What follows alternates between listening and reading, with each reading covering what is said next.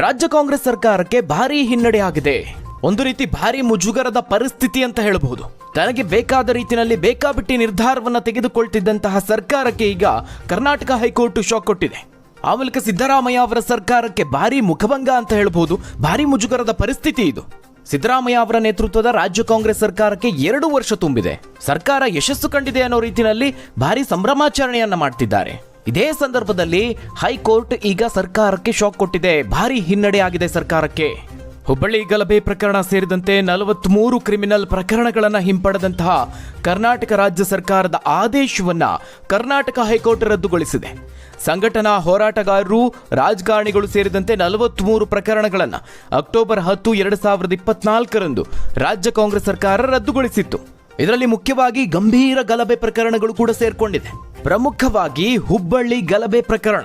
ಸರ್ಕಾರ ಅದೆಂತಹ ಎಡವಟ್ಟಿನ ಕೆಲಸಕ್ಕೆ ಕೈ ಹಾಕಿತ್ತು ಅಂತ ಹೇಳಿದ್ರೆ, ಹುಬ್ಬಳ್ಳಿ ಠಾಣೆಯ ಎದುರಲ್ಲೇ ಪೊಲೀಸರು ಹಾಗೆ ವಾಹನಗಳ ಮೇಲೆ ಕಲ್ಲು ತೂರಾಟವನ್ನು ನಡೆಸಿದಂತಹ ಗಂಭೀರ ಪ್ರಕರಣ ಅದು. 2022ರಂದು ಏಪ್ರಿಲ್ 16ಕ್ಕೆ ಯುವಕನೊಬ್ಬ ಒಂದು ಪೋಸ್ಟ್ ಅನ್ನು ಹಾಕಿದ್ದ ಸಾಮಾಜಿಕ ಜಾಲತಾಣದಲ್ಲಿ. ಆ ವಿಚಾರಕ್ಕೆ ಸಂಬಂಧಿಸಿದಂತೆ ಗಲಭೆ ನಡೆಯುತ್ತೆ. ಅಲ್ಲಿದ್ದಂತಹ ಗಲಭೆಕೋರರು ಉದ್ದೇಶಪೂರ್ವಕವಾಗಿ ಹಳೆ ಹುಬ್ಬಳ್ಳಿ ಠಾಣೆ ಎದುರು ಪೊಲೀಸರು ಹಾಗೂ ವಾಹನಗಳ ಮೇಲೆ ಕಲ್ಲು ತೂರಾಟವನ್ನು ನಡೆಸಿದ್ರು. ಈ ಸಂಬಂಧ 11 FIR ದಾಖಲಾಗಿತ್ತು. ಬರೋಬ್ಬರಿ 155 ಮಂದಿಯ ಮೇಲೆ ಕೇಸ್ ದಾಖಲಾಗಿತ್ತು. ಈ ಘಟನೆಯಲ್ಲಿ 10ಕ್ಕೂ ಹೆಚ್ಚು ಪೊಲೀಸ್ ವಾಹನಗಳಿಗೆ ಹಾನಿಯಾಗಿತ್ತು. 2 ಪೊಲೀಸ್ ಸಿಬ್ಬಂದಿ ಗಂಭೀರವಾಗಿ ಗಾಯಗೊಂಡಿದ್ದರು.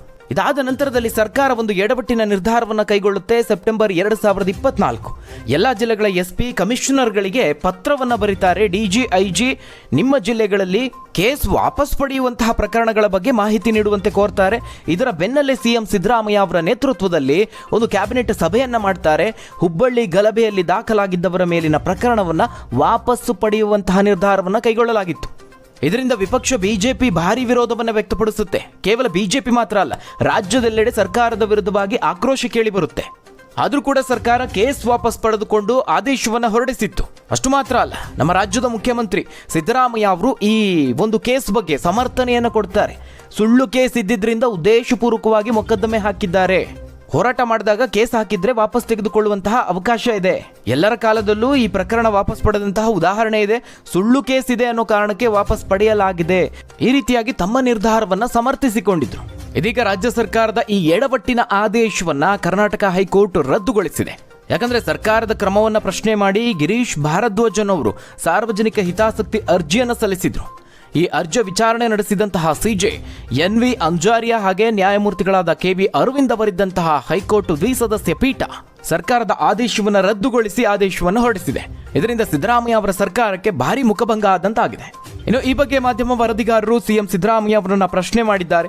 ಸರ್ಕಾರದ ಆದೇಶವನ್ನು ರದ್ದು ಮಾಡಿರೋ ಬಗ್ಗೆ ನನಗೆ ಗೊತ್ತಿಲ್ಲ, ಈ ಬಗ್ಗೆ ತಿಳ್ಕೊಂಡು ಮಾತಾಡ್ತೀನಿ ಅಂತ ಹೇಳಿದ್ದಾರೆ. ಮತ್ತೊಂದು ಕಡೆ CT ರವಿ ಅವರು ಈ ಬೆಳವಣಿಗೆ ಬಗ್ಗೆ ಪ್ರತಿಕ್ರಿಯಿಸಿದ್ದಾರೆ. ಕೋರ್ಟ್ ಆದೇಶವನ್ನು ಸ್ವಾಗತಿಸುತ್ತೇನೆ. ಒಂದ್ ಕಡೆ ಸರ್ಕಾರ ಆಂಟಿ ಕಮ್ಯುನಲ್ ಫೋರ್ಸ್ ತರುತ್ತೆ, ಇನ್ನೊಂದೆಡೆ ಕೋಮು ಸಂಘರ್ಷವನ್ನ ಮಾಡೋರಿಗೆ ರಾಜಾಶ್ರಯವನ್ನ ಕೊಡ್ತಾರೆ. ಕ್ಯಾಬಿನೆಟ್ಗೆ ಕೋಮು ವೈರಸ್ ಅಂಟ್ಕೊಂಡಿದೆ. ಓರ್ವ ಹಿಂದೂ ಸತ್ರೆ ರೌಡಿ ಶೀಟರ್ ಅಂತ ಹೇಳ್ತಾರೆ. ಹಿಂದೂಯೇತರ ಏನಾದರೂ ಸತ್ರೆ ಕರಳು ಕಿತ್ತು ಬರುತ್ತೆ ಇವರಿಗೆಲ್ಲ. ಹೀಗಾಗಿ ನ್ಯಾಯಾಲಯ ಕೊಟ್ಟಂತಹ ತೀರ್ಪು ಈಗ ಸಮಯೋಚಿತವಾಗಿದೆ. ಕೇಸ್ ವಾಪಸ್ ಪಡೆದಂತಹ ಪರಿಣಾಮವೇ ಉದಯಗಿರಿ ಘಟನೆ ನಡೀತು. ಯಾವುದನ್ನು ರಾಜಕೀಯಕ್ಕೆ ಬಳಸಬಾರದು ಎಂಬ ಪ್ರಜ್ಞೆ ಇಲ್ಲ ಈ ಸರ್ಕಾರಕ್ಕೆ. ಹಾಗಾಗಿ ನ್ಯಾಯಾಲಯದಿಂದ ಚಿಮಾರಿ ಹಾಕಿಸ್ಕೊಂಡಿದ್ದಾರೆ ಅಂತ ರಾಜ್ಯ ಸರ್ಕಾರದ ವಿರುದ್ಧವಾಗಿ CT ರವಿ ವಾಗ್ದಾಳಿ